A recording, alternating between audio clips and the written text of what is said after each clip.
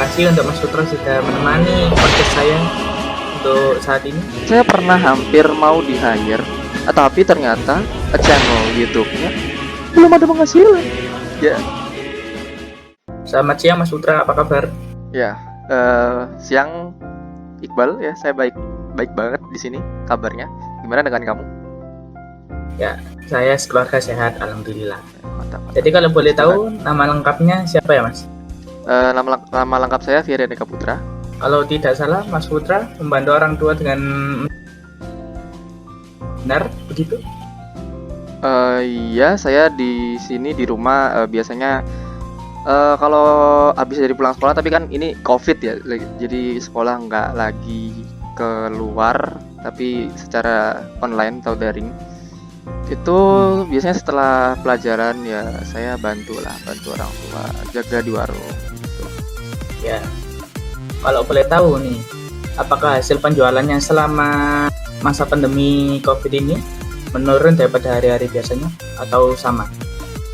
Bisa dibilang kalau menurut saya sendiri sih nggak begitu menurun banget ya, just a little bit decrease, karena posisinya dari warung orang tua saya ini kan bisa dibilang lumayan strategis di antara 4 kampus, dan ternyata banyak banget kos-kosan, bahkan sendiri juga punya kos-kosan di bangunan yang sama, jadi udah termasuk warungnya, kos-kosannya, sama tempat untuk tinggal. Apakah itu penghasilannya sudah lumayan untuk di kebutuhan kesehari-harian? Ya kalau cuman untuk makan minum ya, kebutuhan sehari-hari ya udahlah, cukup lah, lumayan lah, sama kebutuhan sekolah sedikit ada lah, bisa cukupi lah, lumayan lah.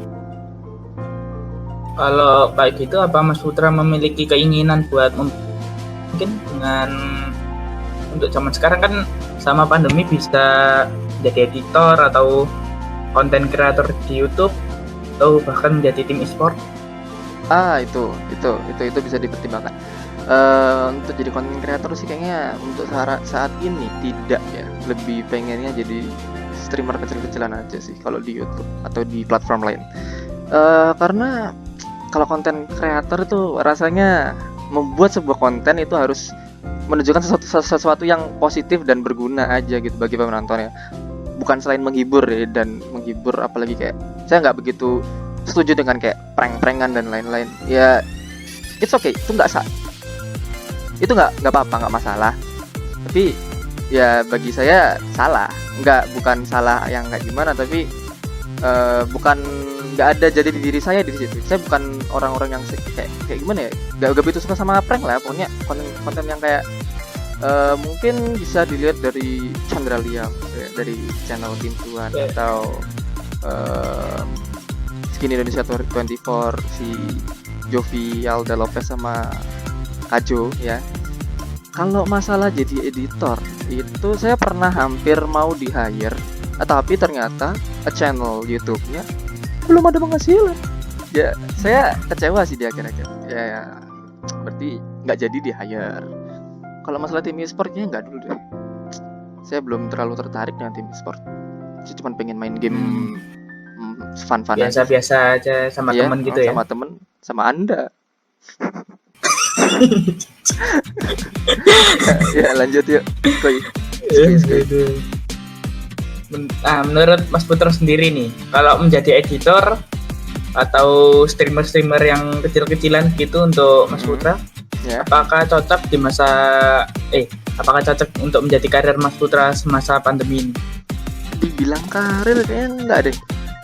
Lebih enaknya dibilang sampingan aja sih, soalnya ya penghasilan aja belum, masa udah dijadiin karir. Lagian kalau udah ada pekerjaan utama, mau jadiin itu jadi karir utama, atau mau jadiin itu karir utama atau pekerjaan utama, itu kan ada ukurannya lah kan, antara gaji dari streaming atau live stream itu sama gaji utama dari si kerjaan kita di perusahaan atau di apa gitu. Itu mana yang lebih gede kan? Kalau misalkan yang lebih gede dari perusahaan, kenapa kita harus lebih banyak streaming? Yang mending di perusahaannya aja. Tapi kalau yang gede di streamnya, saya nggak ada di streamnya. Jadi menurut Mas Putra belum bisa menjadi pekerjaan inti gitu ya. Ya, karena perantauannya kan agak lama, dan kalau Anda tidak memiliki famous atau kalau Anda tidak memiliki fame atau ketenaran, agak susah sih untuk dapetin followers atau subscriber yang banyak yang menghasilkan ya. Karena kan biasanya kalau orang-orang dari tim e-sport terus masuk ke YouTube atau ke Twitch atau yang lain, itu biasanya kan langsung banyak karena kan mereka udah ada fame-nya duluan dari timnya itu sendiri. Iya. Selama menjadi editor atau streamer kecil-kecilan ini, apa sudah ada kayak orang tua Mas Putra gitu dapat persetujuan atau dapat support untuk melanjutkan usaha Mas Putra ini? Kalau dukungan itu selalu saya selalu didukung dengan apa yang saya lakukan, asalkan itu positif dan tidak mengganggu sekolah, tidak mengganggu pelajar, tidak mengganggu belajar, terus nggak ganggu pas saya bantu orang tua juga lah. Pokoknya masih ada ingat waktu dan takarannya lah. Nah, pendapat Mas Putra sendiri nih, bagaimana tentang sebagian anak-anak zaman now sekarang yang ingin meraih mimpinya sebagai tim e-sport, dan saran untuk para orang tua yang memiliki anak-anak seperti itu? Ya, itu bisa didukung ya, bisa didukung dan bisa disupport, tapi dengan pertimbangan yang cukup besar juga ya, karena tim e-sport itu kan berarti nggak bisa kayak dia dibagi-bagi waktunya di tim e-sport. Jadi kayak misalkan mungkin harus putus sekolah dulu atau apa, mungkin saya juga nggak ngerti, saya belum gak begitu ngerti, tapi kabarnya seperti itu. Misalkan anak anda setelah lulus SMA atau SMK mau masuk ke tim e-sport dan emang potensinya tuh di e-sport gede, mainnya jago, terus banyak yang muji juga, mungkin bahkan tim e-sportnya sendiri tertarik dengan cara mainnya dan pengen nge-hire, itu nggak masalah sih, penting didukung aja karena emang gajinya per turnamen apalagi kalau menang itu gede lumayan. Dan ya itulah, dilihat dari potensinya si anak dulu sih. Kalau enggak ya, kalau kurang bagus sih ya sangat disayangkan juga kalau dia mau masuk ke tim e-sport. Jadi kalau bisa berkembang ya kenapa enggak. Tapi ya itu lagi, kalau si orang tua ini pengen dia kuliah tapi anaknya pengen e-sport dengan potensi yang juga gede sebagai player e-sport, itu harus ada komunikasi dulu. Soalnya kan kayaknya susah juga kalau mau dilanjutin ke kuliah sambil e-sport. Soalnya ya bakalan ganggu waktu antara untuk fokus ke dua bidang gitu ya. Ntar harus mikir skripsi tapi ternyata ada turnamen, harus sparring, harus latihan, itu susah sih bagi waktunya, apalagi harus pinter-pinter bagi waktu gitu. Itu susah banget. Nah, kalau ingin menjadi anggota tim e-sport untuk selamanya, apakah itu kayak penghasilannya itu bagus atau enggak untuk masa depannya? Paling mungkin di masa tuanya gitu. Kemungkinan menurutku ini ya paling ya gimana ya, orang e-sport tuh kayaknya nggak bakalan sampai selamanya dia nyantol di e-sport sih, paling ya umur 40-an. Nggak tahu juga sih, mungkin ya menurutku sekitar 40-an kayaknya udah stop dan cari kerjaan lain gitu.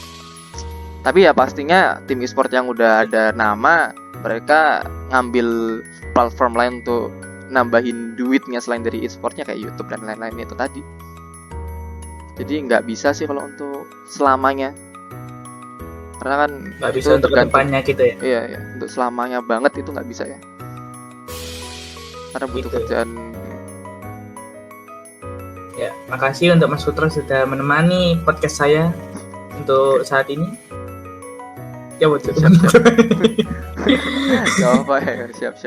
Podcast nggak tuh?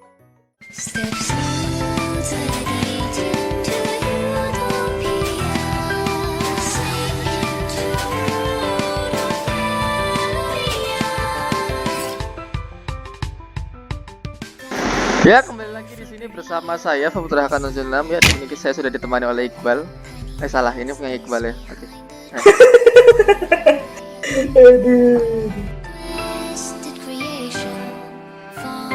Masalah jadi editor itu saya pernah hampir mau di hire, tapi ternyata channel YouTube-nya belum ada penghasilan. Ya Ya dan Kenapa itu saya dibasikin bongkok? udah diem aja lu anjing. Jadi ya Aduh. ya